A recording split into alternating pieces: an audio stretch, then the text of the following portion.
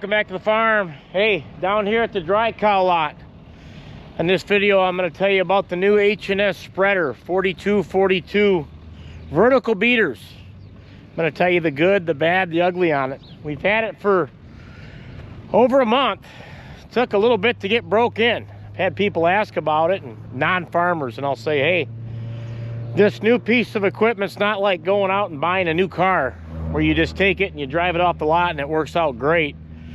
New piece of equipment takes time to get used to, the feel for it. For one, thing's heavier than heck. When we got it, it was extremely wet, and it took a toll on us. About got stuck multiple times. I had to actually retire the white.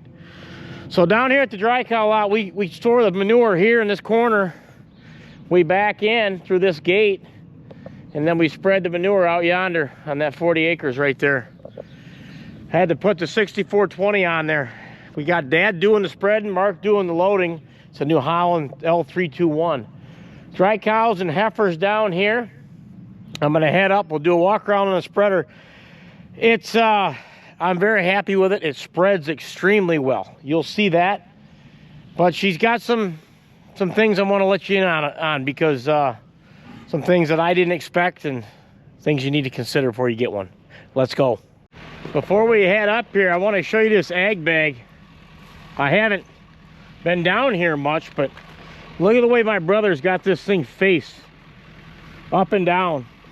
And man, she's good. I told him, Steve said, treat it like a bunker face, and man, he's doing just that.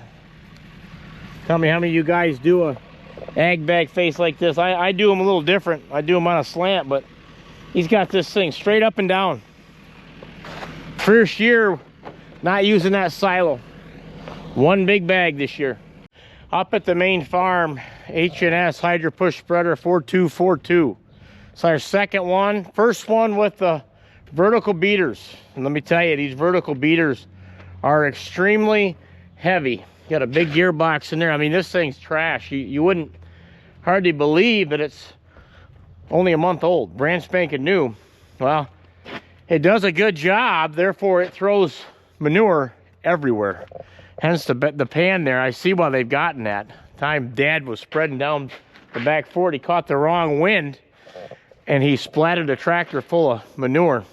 Long story short, it's a darn good spreader, but it's a lot heavier. We went from a New Holland 195 about 5-6 years ago, and our first 4242 H&S was just regular beaters. They were horizontal beaters, a lot lighter. When we got that, we said, man, this thing is extremely heavy.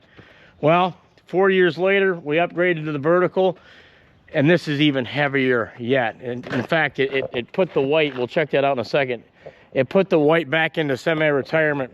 The PTO didn't like it. This thing takes a little more oomph to get them big back beaters rolling. So that's kind of the bad. You know, I told you the good, the bad, the ugly. The good is it flings crap everywhere. Nice even spread pen pack. Extremely, extremely good. You can see it was pretty muddy. Upgraded this. This is our baling tractor. We've used this 6420 on the spreader before. I upgraded 35 years probably. So extremely comfortable. Air works, heat works. I don't know if you can see it. The kids are playing on some round bales way up there. They're waving. But this had excellent tires, and it's just a newer tractor, and you turn that PTO and it, boom. The weight being so old, it just wouldn't give it that oomph, and it was heavy. And the way it was geared, and it was so wet at the time, it's starting to dry out now, 70 degree today. But at the time, it was extremely wet, and it was just kind of a boom.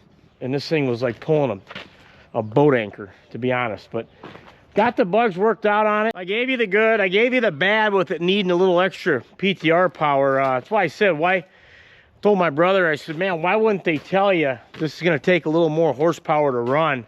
And my brother, you know, in great fashion, once in a while he'll have a good thing to say about something. He says, them salesmen don't know anything, because all they do is sell it, they don't run it. And I just laughed. I said, yeah, you're probably right.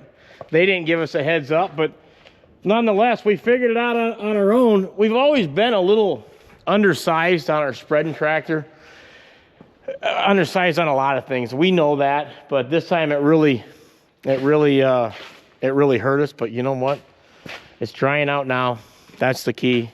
Actually going to be getting ready to clean all this up and put the 2-wheel drive tractor on it. So H&S Hydro Push Spreader, 2 thumbs up.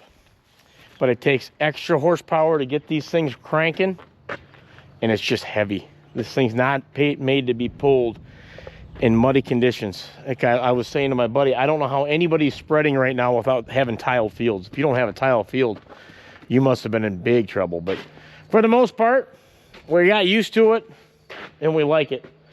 I had a guy comment early on when I said I'm going from vertical beaters.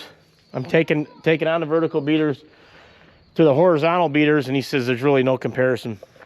And I'll tell you what, he's right. There's no comparison. Looking forward to having this all next year and the year after, where there's no clumps out in the field, because I got clumps out there right now. But since we've been using this, hardly any clumps at all. Back to the white. We put her back in semi-retirement mode. Window, you remember that was shattered. That's taken out. That's actually done. We've got to pay for that and then put it back in. I don't know what we're going to use this white for. Got excellent tires. Look at the tires on this thing. We could actually try it back on the spreader, but we have the 4240. That's what that's for, why we put the duals on that. So this is just going to sit for a while, and we're going to bring her back up to snuff. It's really just a classic of a tractor, so we may end up putting it in a parade or something.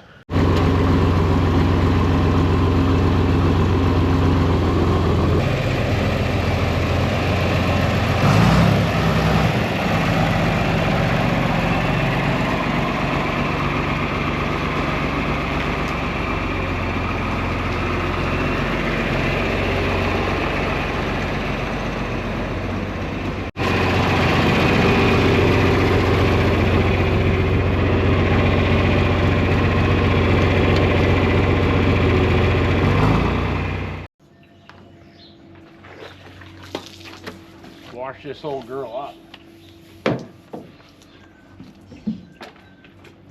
Tractor's tall.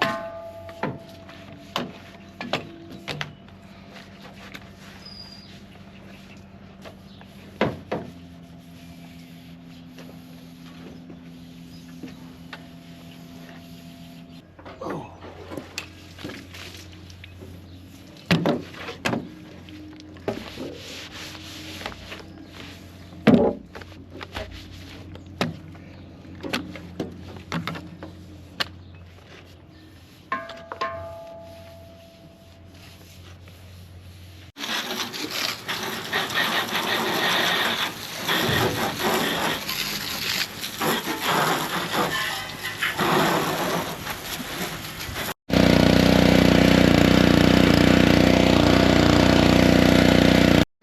What else is going on? Well, it's spring break, so I've got Nathan here, senior this year. Gonna wash this up. She's pretty dirty. Put 2 front tires on it to match the back. So service the tires. He's muddy. Wash it today. Service it tomorrow once she dries out and drains. Otherwise, you'll be underneath there taking the skid plate off, and a bunch of juice will drain on you and be kind of sickening.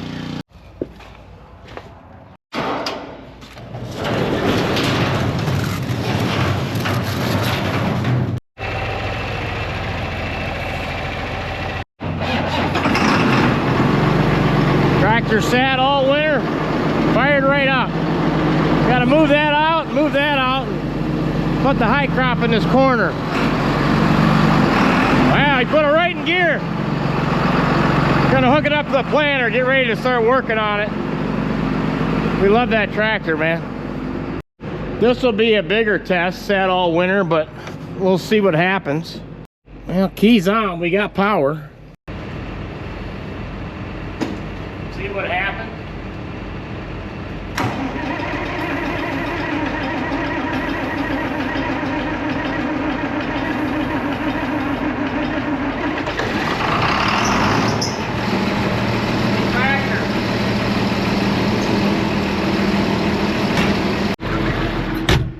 We'll pull her up.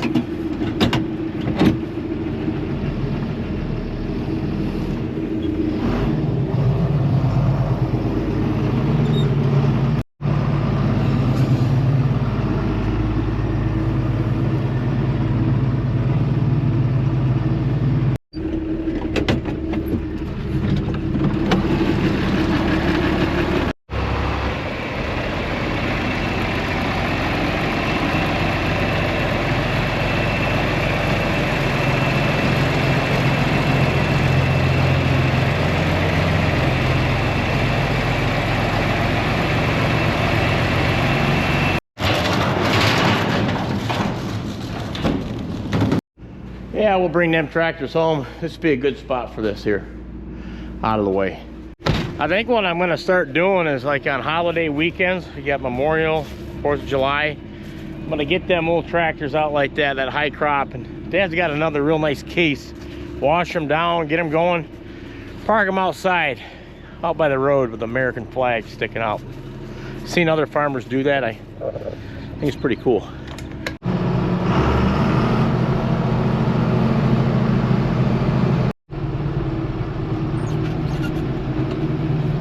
Okay, here's what we got.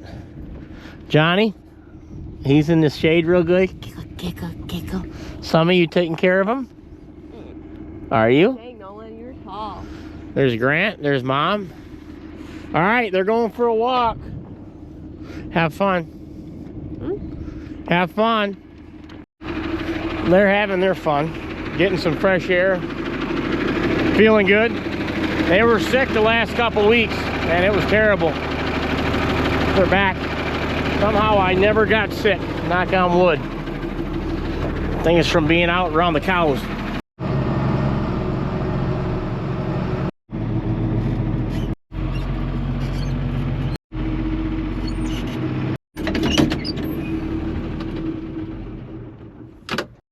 That's your bagging tractor. We'll be using that here in another month. Yeah, month and a half probably at least, but oil's changed, she's ready to go. Heck of a tractor. Fire up like that. Just like that, Nathan's got the skid steer looking pretty good. So we know what we're gonna do tomorrow. When it's raining and nasty, supposed to cool back down, we're gonna service this up. Put some new rubber on the front there. Got our money's worth of that one.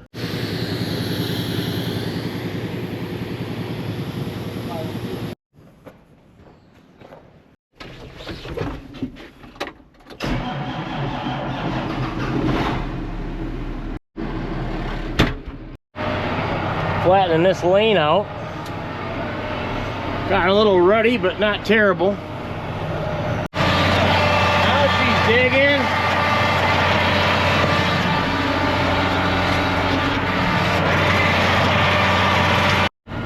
End of the field here. Here's a drain. Tiled field. Got the chisel plow that here shortly. Doing a pretty good job.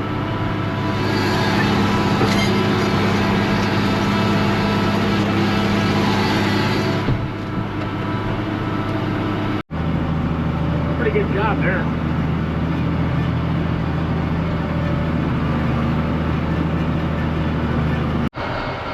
Next to your bag site. It's looking good. And real quick, guys, check out my door. Had a guy comment from Wisconsin, said, hey, did you get that nasty weather a couple weeks ago? They ended up getting 13 inches of snow, we'll say. By the time it hit Michigan, it just was rain, and 70 mile an hour winds. It curved this whole door. I think they're gonna try and salvage it, but it knocked the whole track right off it. And it's just kind of hanging here. This thing's heavy duty, not cheap. But it goes to show you how fierce some winds have been lately. Been some crazy weather. But that was pretty much the only damage. I mean, there was some steel blew up on some of the barns, but all we had to do was screw that back down, and I'll tell you what.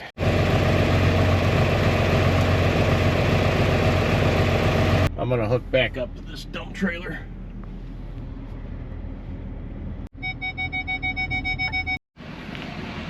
See how well that works. Oh man, that's better.